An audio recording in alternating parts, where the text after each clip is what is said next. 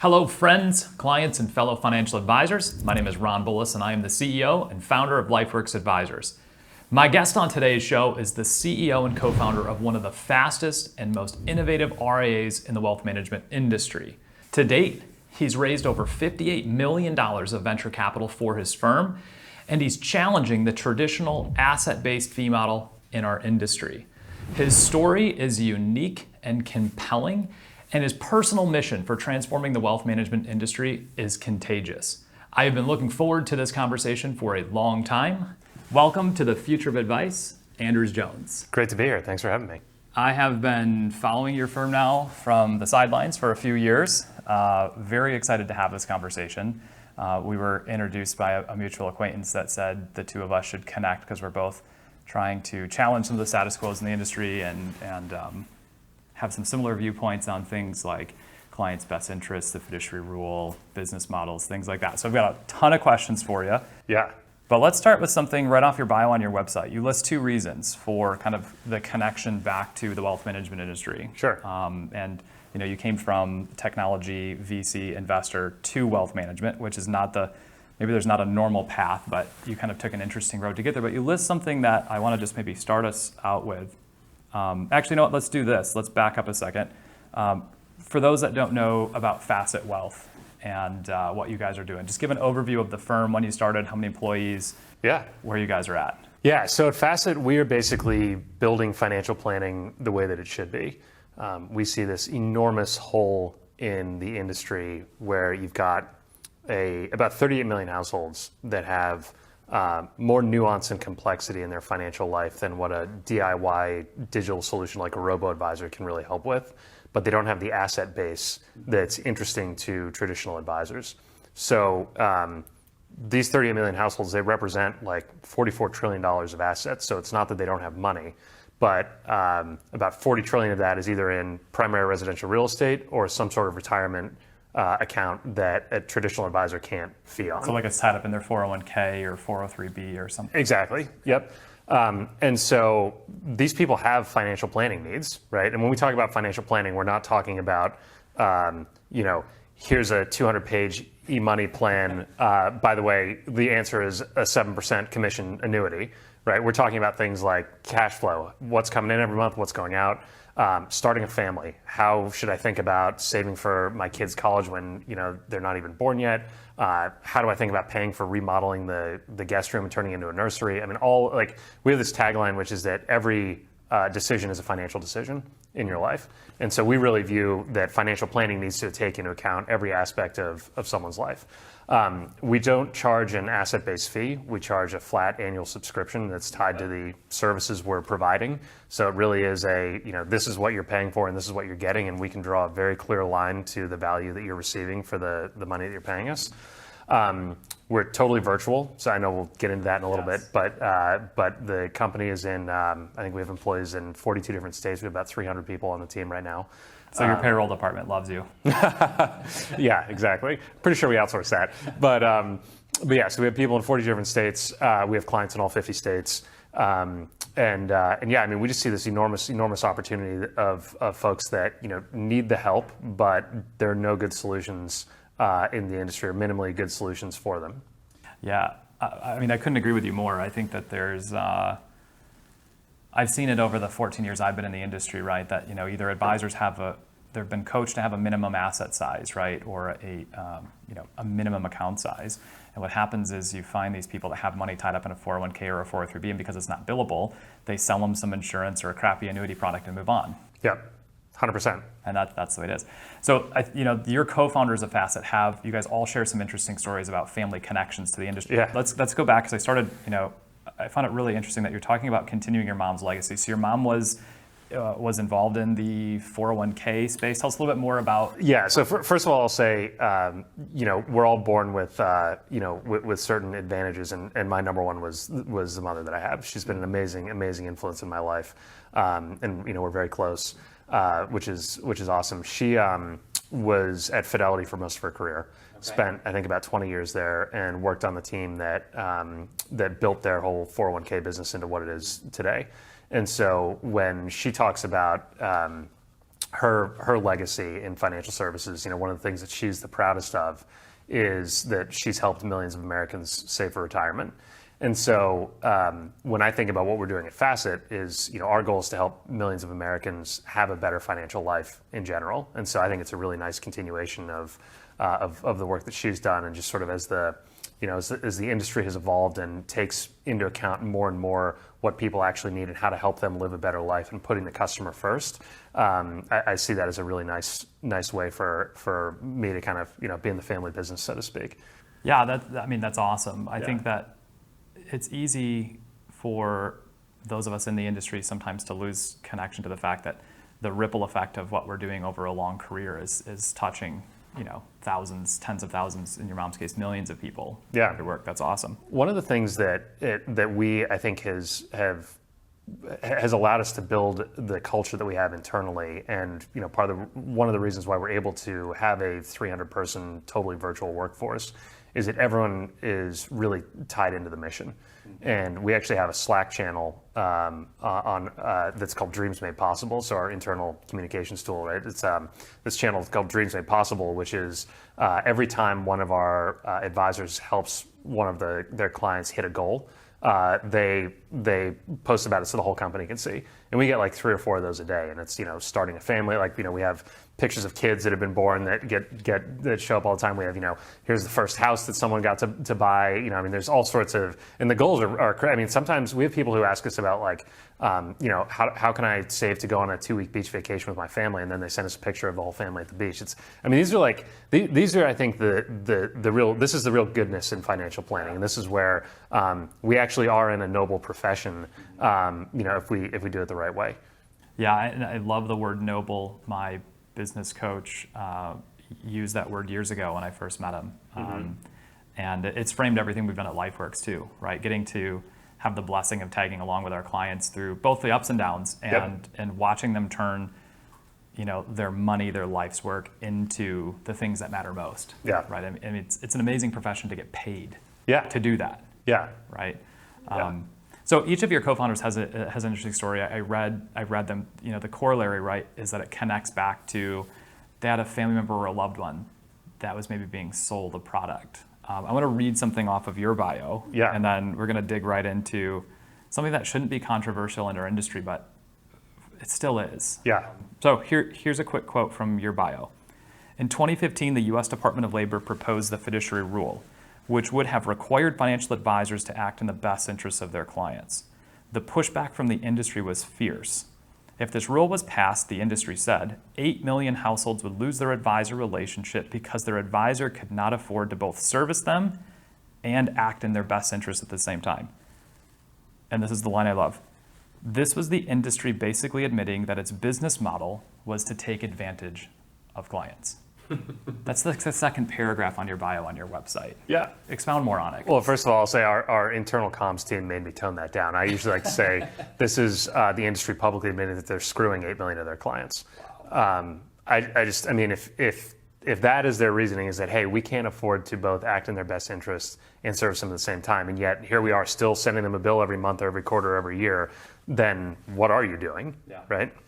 But this gets back to, I think, the whole origin story, which is when we saw that, that was when the light bulb went off and they said, wow, this is a real need, because you have people that are opting into this, right? And the industry's done a very good job of sort of obfuscating what you're actually paying for and what you're actually getting. So, one of the most insane things to me is when we poll our clients or prospective clients, we say, how much do you think you're paying your current advisor?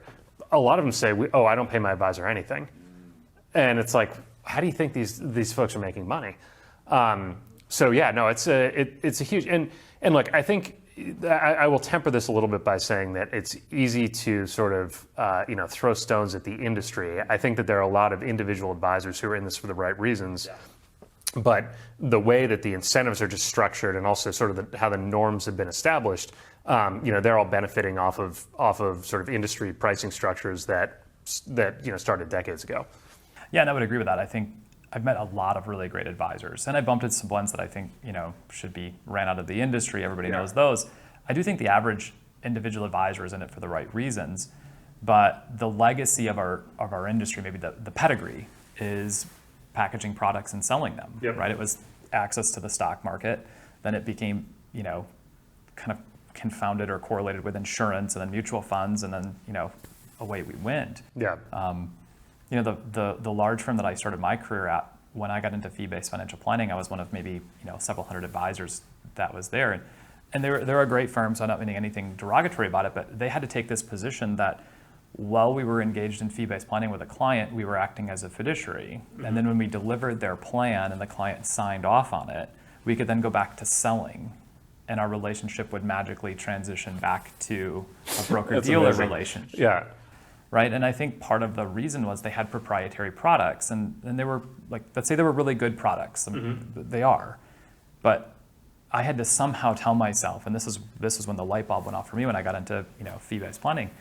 I had a large prospect that said, unless you can give me an invoice and a list of your services and I can write you a check, don't ever call on me again. And it was like, well, I can't do that. So I figured out how to do it. But anyway, this idea that you could be a fiduciary and then stop being a fiduciary and then be a fiduciary and then stop, it would be like me saying I can be a dad today and then tomorrow I don't. Yeah. Yeah, no, it's a real issue. So let's deconstruct what's actually going on. Yeah. So this whole industry has come about basically because of an information asymmetry, right? Okay. And so I think, if you think about like the very beginnings of the stockbroker, right? You had someone call up and say, hey, I've got a really hot tip for you, buy this stock. They were, worked on Wall Street and they had better information. And so, they could give you a hot tip. Sometimes you made money, sometimes you didn't, whatever, but you got a commission and you were willing to pay for that access to information. Then it became apparent that it's like, okay, well, that when you actually look at sort of the performance of, that approach, like you're not, you're basically, getting sold a stock, you're not buying a stock. And then you had sort of the evolution of mutual funds and ETFs and that sort of thing. And so, you could have a much broader portfolio. The returns were generally better and more stable. Access to those products were still somewhat controlled. So you still had that information asymmetry. And so you had now advisors who are essentially saying, hey, I understand which funds to pick and I can get you a better return than if you try and do this yourself or, work with someone else. And so again, you can still sort of justify the asset-based fee under that model. But now in the last, call it 15 years, the idea of the world of asset management, investment management is so commoditized, and with the exception of very few sort of like private funds and VC funds or PE funds, basically any investor can get access to any instrument, and the returns are largely the same. And when you sort of take the risk reward into into account, for 98% of investors out there, the answer is sticking in a low cost ETF, yeah. Right? Yeah. And so, no longer can you actually say with a straight face, I as an advisor am adding alpha to your portfolio. Yeah. Because if you have someone who's saying to you, hey, I can beat the market, you should run the other way as fast as you possibly can. Agreed. Right? Agreed. So the value prop has changed, but the way that they're pricing has not. And I think, and again, to kind of throw a bone to the broader advisor community, I think that folks are realizing more and more that financial planning is actually a value prop in and of itself, and that there is real value to it, and you can really help people a lot more with financial planning as opposed to trying to pick better stocks or better funds. I think it was Vanguard came out with the Advisor Alpha study, right, and the Morningstar Gamma study, right. I mean, working with a human, having a human holding you accountable, there is huge value in that. Oh, absolutely. But that's more of like a therapist relationship. It's not a stock picker relationship. And I think that the pricing mechanisms of the industry have not caught up to that. And I think it's going to be a while before they do, because the economic rents that people can charge are just so great. Why on earth would you give away a 60% gross margin AUM-based business model where you have 98% annual retention because the client doesn't see the money leaving the account, when instead it's moving to an hourly or annual subscription model where they have to write a check for it or put it on their credit card. You got to provide value every single time you bill them, right? It's harder work. So and arguably probably for less money. So it's you can see why we are where we are. But my longer term view is that the market always moves towards efficiency, and at some point this imbalance will work itself out. Yeah, I agree with that. I think that the explosion of small RIAs, advisors leaving large firms, and a lot of them still run an AUM-based fee. And you know, back when I first started the podcast, one of my first guests was Marty Bicknell, the CEO of Mariner, and you know, he disagrees with me in terms of my viewpoint that the AUM-based fee is maybe going to fade out and it's going to be replaced by subscription, retainer, flat fees. Yeah. And I don't know whether he's going to be right or I'm going to be right. That's not the point. The idea, though, is the majority still do. So it's easier to explain to a client, I think, for a lot of advisors, whether they've been in the business a few years or a lot of years, is, well, this is just kind of how This is how it is. This is how it is, Yeah. right? Everybody does it. It's like going to the DMV, right? You Yeah. take a number, you stand in line, you wait till you're called. It is what it is. But it's an interesting thing, though, because we might be the only industry that we get paid more every year for doing the same amount of work. Right. Market goes up 17%. My business grows by maybe not 17, maybe 15%. Yeah. And I don't have to do any more work. Well, that's I think the charitable view of that. I mean, the one that I always go back to is like, okay, so say that you're a client of an advisor, you do a great job at work, you get a $50,000 bonus. You should probably invest a chunk of that. Why should you pay your advisor an extra $500 a year because you worked your tail off last year? Doesn't make any sense. Yeah. It certainly has challenges to it, and well, every business at some level could be argued that it has a conflict, whether it's a subscription-based one like yours and mine, or a flat fee or an AUM. Right? Our desire is still to turn the client or the prospect into a client and sell our services. Sure. This idea that by simply having an AUM fee that you can be a fiduciary, right, or that you're a fee-based planner. I did a training a couple of years back, and I asked a whole bunch of advisors, how many of you would consider yourself fee-based advisors? Like every hand in the room went up. Mm-hmm. I said, how many of you send an invoice to your client every month and they write you a check for it? Like looked around the room, there was two hands, like two hands up. I was like, that is truly maybe fee-based planning, like client signing up for X, Y, and Z, they're directly paying you for this and you have to deliver, and if you don't, they fire you. Right. So I think it's an interesting thing. So this feeds into the idea of one of the things that I think is a challenge in the industry, which is the business model. Mm-hmm. So driven in part by the asymmetry of information. I've talked about this before with guests, what I call the democratization of finance, right? Everybody with an iPad, smartphone, whatever, they actually can have access to the markets easier in some regards than advisors can, because there's no compliance oversight. Right. In some regards, they can trade equities, they can trade options, they can do cryptocurrencies, and advisors sometimes have their hands, rightly or wrongly so, that's maybe for a whole other conversation, tied up in regulation. But this democratization, this access that fintech and technology has provided to people, has moved so quickly, and the business model hasn't shifted. So when you guys were setting up Facet, let's talk a little bit about the business model, kind of problem the industry has. We've already been into a little bit. You guys decided to go into the subscription fee model. Tell us a little about how you guys have your business model set up for your clients. Do you guys charge monthly or annually, one time? Like how is your business model set up? Yeah, so a couple kind of core tenets for our, for how we started the company. One was that, we believe in the value of the human relationship, and so everything that we thought about was, the real value in working with advisors, having that accountability partner, having that person who can sit there and kind of pick up the nuance in your situation and sort of help you navigate not just the technical aspects of financial planning, but also the emotional ones. And so we said, okay, how can we build a model that's profitable to just enable that human-to-human relationship and maximize the amount of time that our clients and our advisors spend together, basically minimize everything else. The technical aspects of financial planning are basically all automatable, and so that's what we did. So I'm telling you a little bit about our productivity model, but it all kind of blends together. Which is, the average advisor today works with about 75 clients. Ours work with between 250 and 300. And the way that we sort of have done that is, if you're spending an hour of client-facing time, you're probably spending about 3 hours of time at least, right, prepping or wrapping up from that meeting, and a lot more in the first year of the relationship when you're getting everything onboarded and kind of getting up to speed. So that 3 hours of prep and wrap up is very low value added human time. It's like going in a bunch of different systems. It's pulling reports. It's like mapping the data in Excel to make sure it all lines up.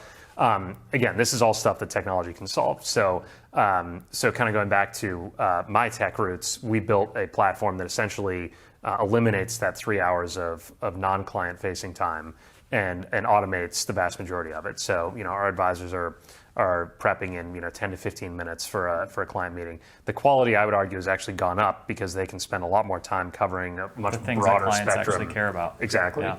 Exactly. So, and this is where technology is deflationary, right? Like you can, over time, you have higher quality and lower cost, and it's just this beautiful kind of positive sum effect.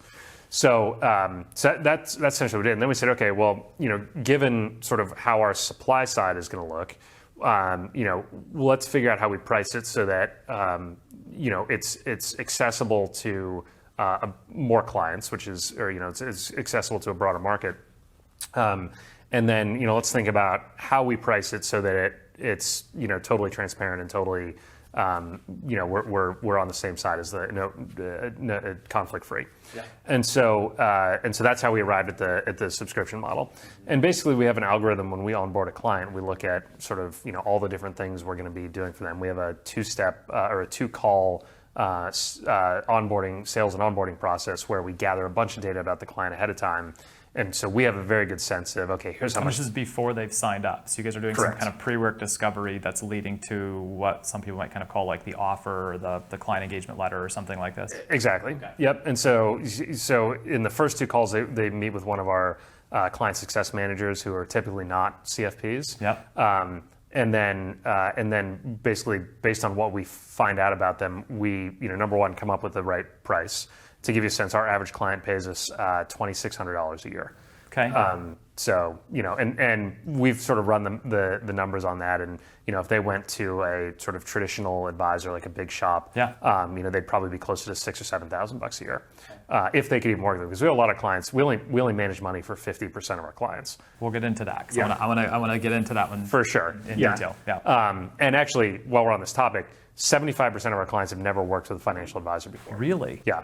So you're not finding that you guys are building clients by I'm going to say stealing. That's not the right word. By transitioning them or providing them a better option than the advisor they're at now. You guys are truly finding people that have never worked with an advisor. That's fascinating. Exactly. Well, go back to our whole origin story around, there's 38 million households out there. And, it seems like only 8 million or so actually work with an advisor today. Yeah, I've seen that number around too. Something like that, 8 to 10 million. Yeah. So funny enough, matches up exactly with the the industry pushback on the DOL rule, right? But in any event, so we give them the price, but then we also basically figure out, okay, who are we going to match them to from an advisor standpoint? Got it. Because we have clients that are going through a divorce, and we have advisors who specialize in that, or we have clients that are starting a family, starting a family, ending a family, right? And so we we have advisors who specialize in that. So we try and match the sort of client need with the advisor skill set, at least from a personality standpoint. Yeah. I think that's interesting. As I talk to individual advisors and even small firms, one of the things that seems clear to me, and it just could be my bias, is that to survive in the future, if an advisor has kind of what I'll call a lifestyle practice, they need to get really, really niche. Think about the Wild West in the 1800s. You had the snake oil salesman, selling the Grandma's magical elixir. Exactly, that was just the elixir. And I would say that was the stockbrokers in the 70s and 80s. Okay.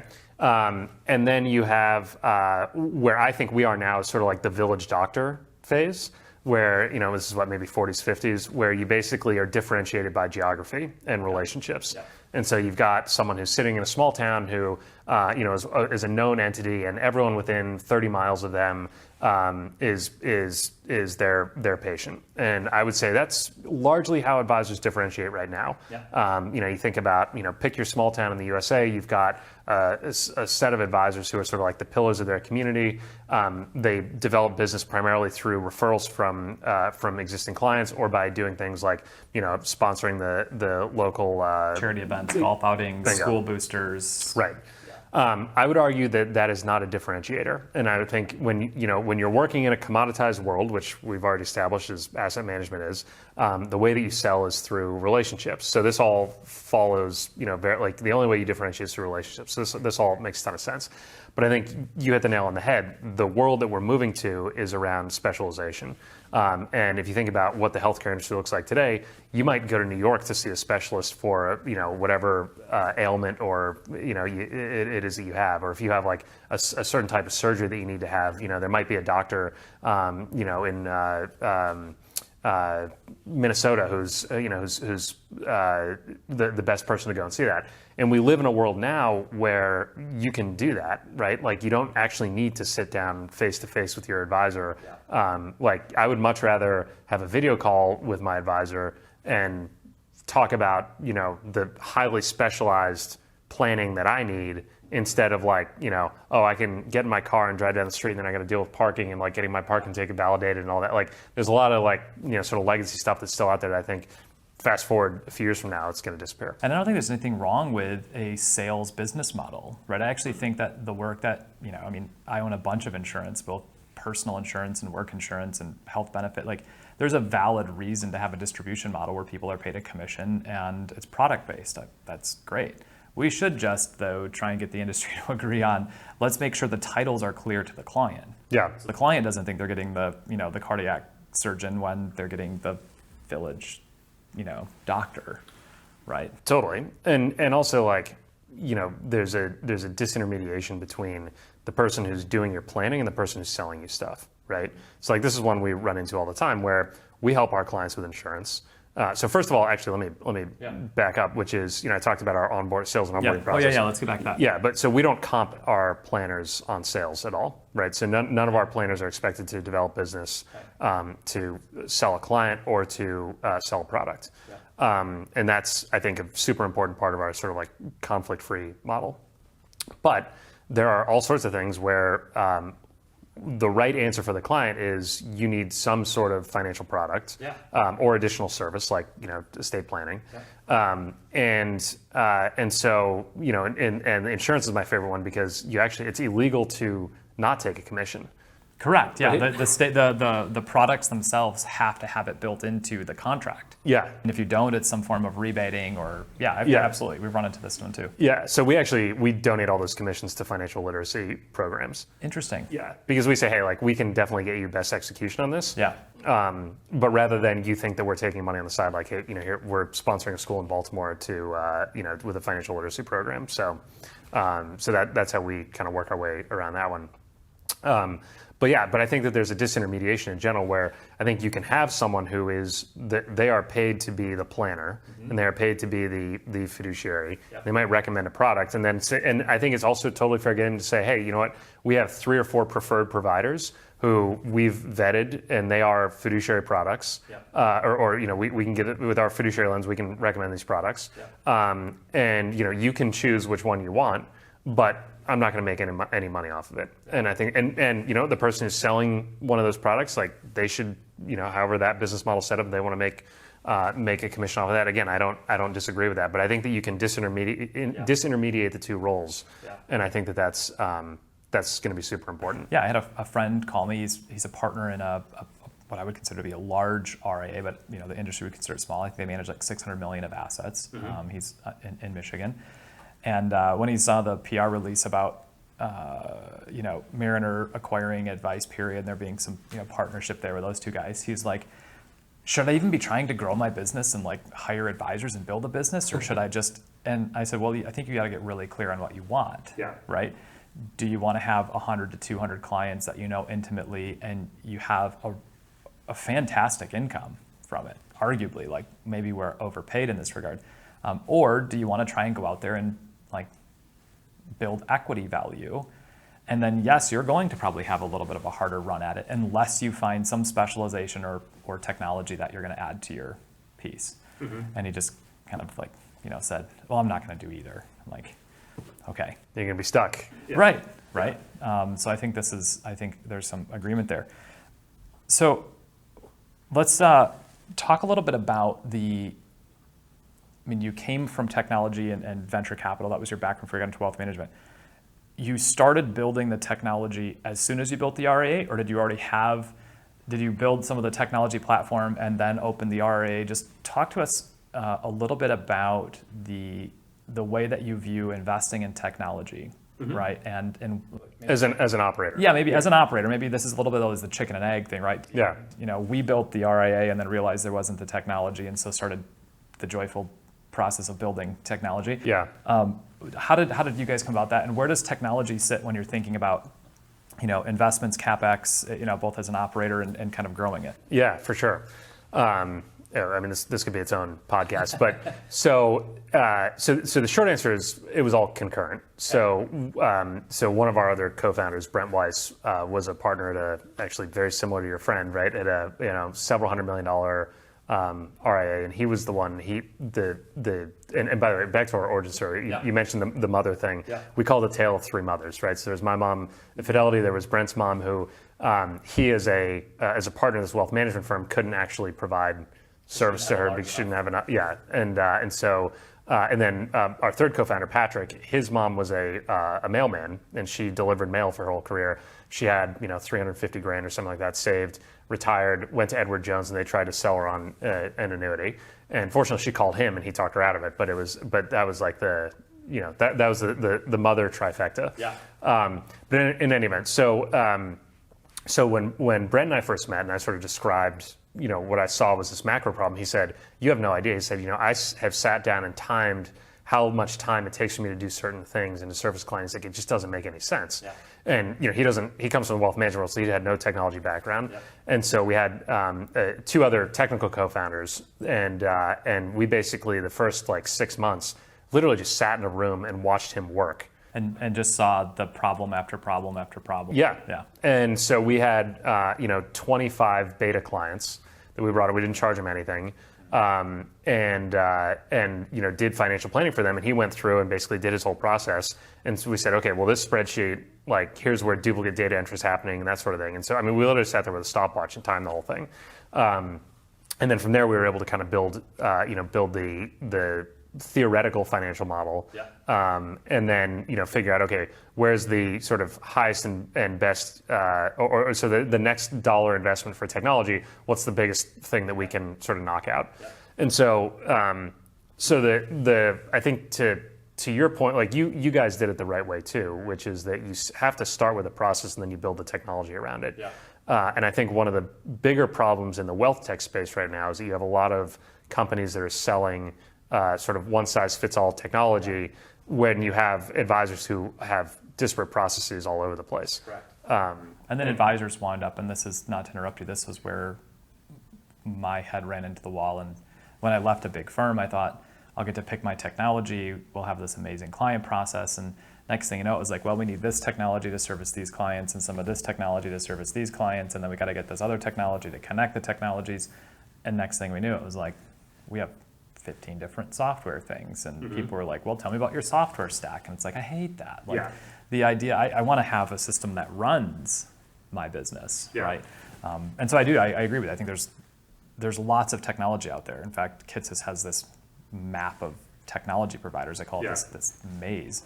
And none of them probably fit any one client or any one advisor or firm perfectly. So then they get kind of amalgamated with other ones, and and I think the flip side of all this is that I think one of the things we're seeing, if you look at sort of fintech funding and valuations over the last few quarters, I think what we're seeing is that the markets for these new technologies and new way of doing things are a lot deeper than what people 3 or 4 years ago thought they were. And when you actually look at the sum total of antiquated technology, whether it's back office, middle office, front office, client facing, advisor facing, whatever, there's so much work that needs to be done, and there's so much just to get people up to where we are today, let alone where what's going to be possible in 5 or 10 years.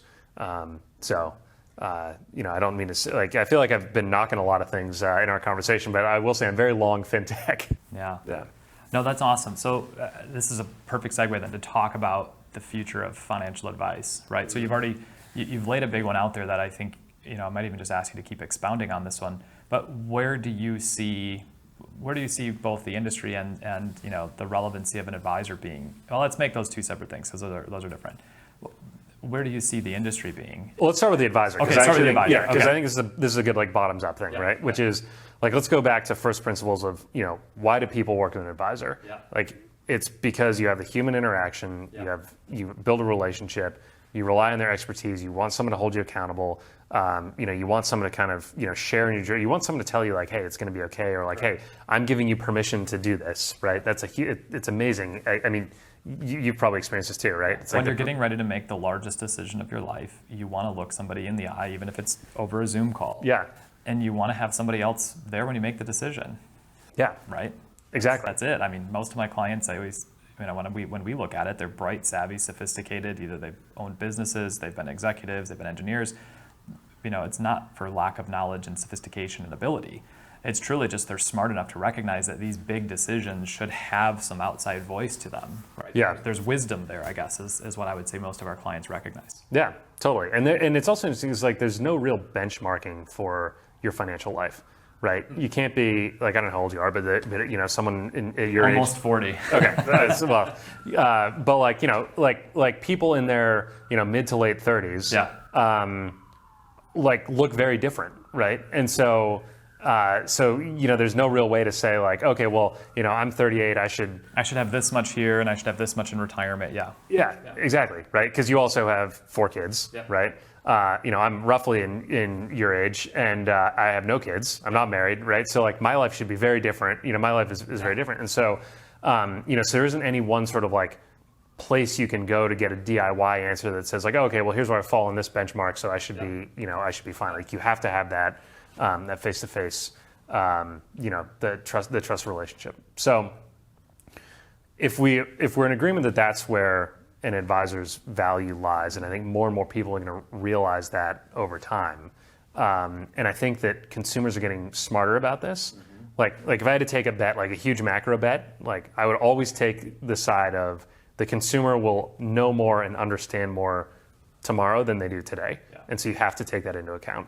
And so I think people are just going to be looking for, for the real sort of root value of working an advisor. And, the advisors that are set up to deal with that, both from here's how I structure my time with a client, here are the things that I talk to a client about, here's how I charge the client, and also here's how I acquire clients.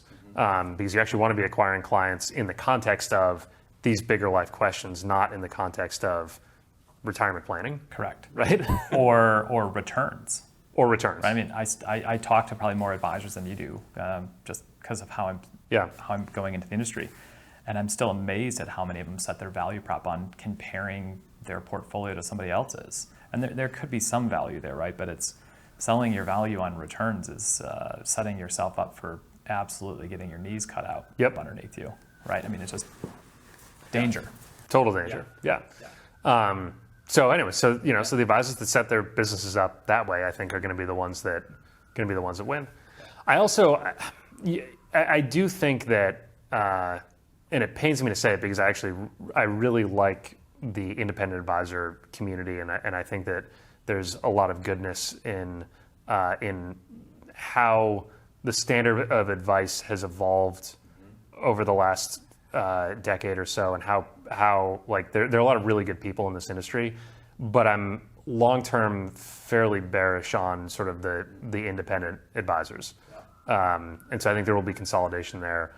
I think it just makes sense from from like a market structure standpoint. So if we're sitting at 30,000 RAs today, I bet in 2030 there's fewer than 5,000. Yeah.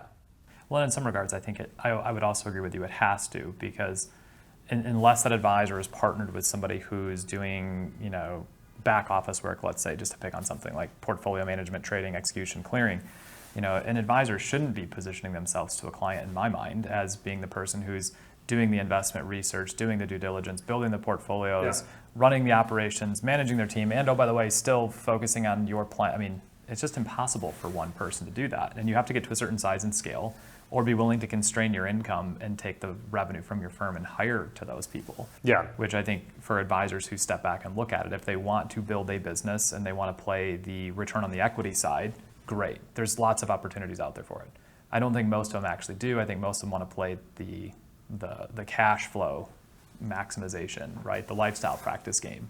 And that one, my take would be, partner with people that can do the things and automate the things for you really, really well. And then find the one thing that you do amazing work for your clients and do that. Yeah. Yeah, I mean, and there are models out there that are starting to pop up where you can actually outsource all the stuff, right? Like XYPN, I'm actually a big fan of theirs. They from a mission standpoint are very aligned with what we do. They have a very different way of getting there. Correct. Which is around enabling sort of individual advisors. But you can, I mean, some of their case studies are awesome where you look at like, folks that have, that have like basically outsourced everything except their relationship management, which I think that's a good way of doing it. Yeah. Agreed. All right, let's wrap up this conversation. You and I could probably go for hours longer on specific things. I always ask at the end of this a two-part question, and so here goes. Answer it how you want, but here's the first part of it. If you could give one piece of advice to a young, next-gen, hungry advisor, and let's say that's somebody who's a millennial and younger, young, next-gen, hungry, growth-oriented advisor, what would it be? I would say go back to first principles of why you got into this industry and what you want to get out of it. Because listening to sort of the conventional wisdom is a very dangerous thing to do at this moment in time. I think that the conventional wisdom is peaked and it's very much backward looking, not forward looking. All right, that's awesome. Second part, what advice would you give the owner of firms, independent RIAs, small firms? Same deal. Okay. But I mean, seriously, like, there has, and I can say this because we're not in the M&A game at all, but like there's, I think that there's never been a better time to think about selling your company. I would agree. There's just the sheer number of great large RIAs that are out there paying very, very good valuations for businesses it's incredible. Yeah. And who knows how much longer this market's going to run. 4 years ago we were sitting here saying the same thing, right? But at some point the music will stop, and so so we'll see how it goes. And what are some of the big things that we should expect to see from Facet? Say the next 3 to 5 years, without giving away what's coming. What do you hope Facet looks like in 3 to 5 years? I mean, we really want to be I call sort of a standalone generational company, right? Like if you look at sort of the disruption that happens in other industries, every 15 years, a company will come along and challenge a large incumbent and, either succeed or whatever. But like, the innovation will proceed apace. And I think for us, if you look at financial services, like who was the last true startup in this industry that didn't, like, not a robo, yeah, but like that is a meaningful standalone, like I'd argue Fidelity, right? Maybe BlackRock, they don't have a retail business, but or Schwab, right? I mean, we're talking about some behemoths that are all great companies, and and if Fidelity is public today, probably a multi-$100 billion market cap. But there hasn't been like a meaningful, I'll use the word challenger, to those businesses or business models in the last 4 or 5 decades. And so when I look at the opportunity that we have in front of us, I look at the way that we're solving the problem, I look at our product market fit and all of the metrics that I can see about how much our clients love us and how fast we're growing. I think we have the opportunity to be that next generational financial services company. And so, we're in this for the long haul. Like we've raised a lot of capital. Like you said, we'll raise more. It wouldn't shock me if there's an IPO on the horizon at some point. That would be exciting. Yeah, I mean, this is like we're really in this for the long run. To bring this full circle to the first part of the conversation, this is a legacy thing for me. And so, as I say to my team, I hope this is the last job I ever have. Yeah. No, that's awesome. I mean, I will continue to watch you guys and root for you guys' success. I think the more companies like yours that are started, that challenge the status quo, that focus on serving clients and bringing technology in and building the technology to do this at speed and scale, I think is a necessary thing. So really excited. I love this conversation. I appreciate carving some time out of your schedule to be here. Yeah, for sure. And look forward to having you on the podcast and seeing how your prognostications about the industry, the 20 or 30,000 RAs down to 5,000 comes true, and some other questions. So thank you for being here. Hope you enjoyed it. That was great. Yeah. Yeah. Awesome. Thank you. Awesome. And for our listeners again, my name is Ron Bullis, the CEO and founder of Lifeworks Advisors. If you want to learn more about Facet Wealth, you can find them at facetwealth.com. You can also follow Anders on Twitter, which is at Anders Jones. He's also on LinkedIn and some other social media platforms. If you are an advisor or you are in the industry and you want to get a sense about where it's going, I would say there's very few people in the industry that are a better indicator of where to be watching and to see the trajectory of what the industry is going to look like in the future than Facet Wealth. So until next time, I hope you enjoyed this episode of The Future of Advice.